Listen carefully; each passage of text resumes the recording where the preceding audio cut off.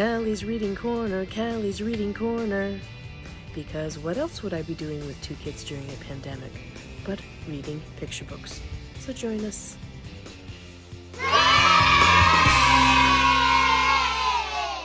Hey there, welcome to Kelly's Reading Corner. And today I wanted to invite you to acknowledge a very important date for the world. I mean, it is November 11th, and on this day we think about the men and women with gratitude who gave their lives to help us live the way that we do today with the freedoms that we have. And we're very, very lucky to be, I feel very lucky to be living in the part of the world that we're living, to be living in Canada for sure. And we think about all those people, because a lot of people did give their lives for us to have the things that we have today. But this date, November the 11th, is also a very, well, the whole month of November is a little bit interesting for our family. There's a couple of pictures up here. This is my dad. His name was Ken, and he actually passed away in 1997 when he was 52. He passed away on November the 18th. So in November, I obviously think about him and miss him a great deal. Some of the best memories I have of my dad are at the beach in Grand Bend in the summer. And here's a picture of him as a kiddo with my grandmom and granddad, Herta and Stan Wilk. And here is another picture of them at Christmas. It was his favorite time of the year. He kind of turned into an elf over the holidays. I think that's where I get it from. And here he is with my grandpa Stu on my mom's side during one of their fishing trips. He just lived for that stuff. There's another picture up here. This is a picture of Kara, my late wife. She passed away in 2012, actually on November 11th, 2012. She was actually part of the cadet program, and she was in the militia, and she gave a number of years that she was very happy to give in the company of a lot of comrades who believed in the same things as she did. And she did not pass away on active duty. She was sick, but of course every November 11th we think about all the people in the military that have given their lives, and obviously my son and I and our friends and family think about Kara. Kara and I met just at the end of 2005. She was one of the silliest people, the funniest people I've ever known. There she is, eating oysters in Niagara for the first time with me. Here we are up at the cabin together. She loved the cabin, and we had a fabulous time there. That's where she proposed to me, and we were married in 2009. It was a wonderful wedding by the beach in August. And I love that all of my friends are very quick to say, best wedding ever, best wedding ever. They had fireworks. So Kara and my dad are definitely the two that Ben and I spend a lot of time thinking about during November. The things that we had together, the things that we didn't, and of course for Ben, the people that he didn't get to meet, like my dad and my grandparents for that matter, and all the little strings that still connect us to them. So with that in mind, I wanted to share with you a very special story that I actually bought for my son to talk about what happens when the people that we love pass on and how we deal with that. And I think it's a lovely way to think about loss. the story I'm going to read to you is The Invisible String. It is by Patrice Karst, illustrated by Jeff Stevenson. So here we go.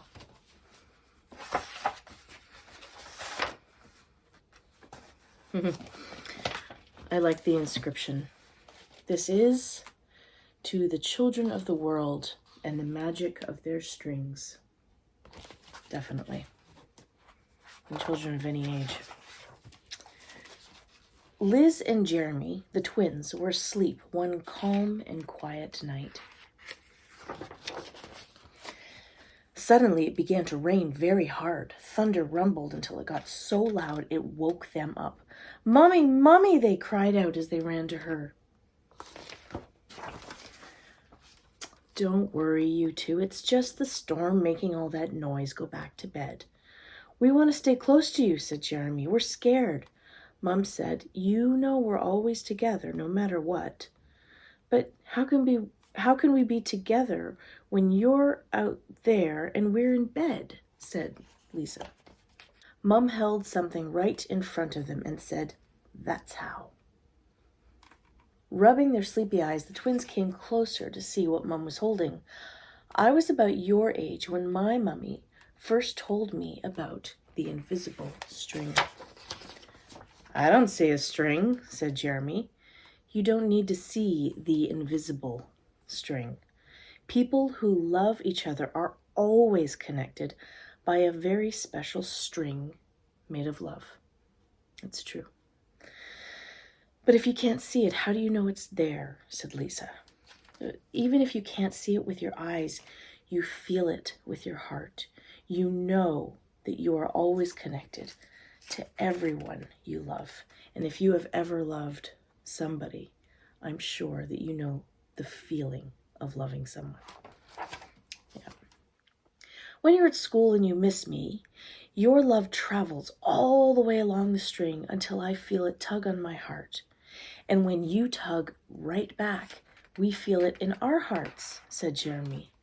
Yeah, he's getting it. "Does Jasper the cat have an invisible string?" Lisa asked. "She sure does," said Mom. "And best friends like me and Lucy?" asked Lisa. "Best friends too. Definitely best friends." "How far can the string stretch?" "Anywhere and everywhere," Mom said. Yeah, because love doesn't have boundaries. It goes as far as you want it to. "Would it reach me even if I were a submarine captain deep in the ocean?" asked Jeremy. "Yes," Mom said, "even there." "Or a mountain climber?" "Even there." "A ballerina in France?" "Even there." "A jungle explorer?" "Even there." "How about an astronaut out in space?" "Yes, even there." Then Jeremy quietly asked, "Can my string reach all the way to Uncle Brian in heaven?" "Yes, even there." "Does the string go away when you're mad at us?" "Never," Mom said. "Love is stronger than anger. As long as love is in your heart, the string will always be there. Even when you get older and can't agree about things like what movie to see or who gets to ride in the front seat."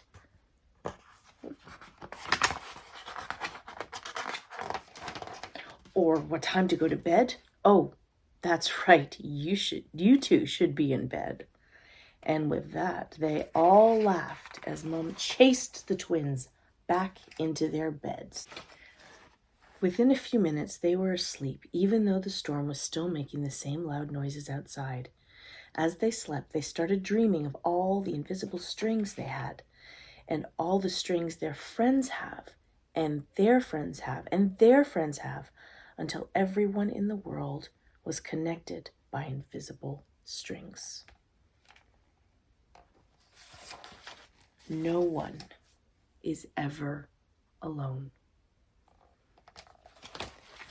I still have an invisible string between me and my dad, And I still have an invisible string between me and Kara. I still have an invisible string to everyone I love in my life, because the invisible string is made of love. It is love. It travels any distance. It goes as far across the world as you want it to go, or just to the person sitting next to you. It's all love. So today on Remembrance Day, I would invite you to reach out to the people that you can still hold their hand and love them.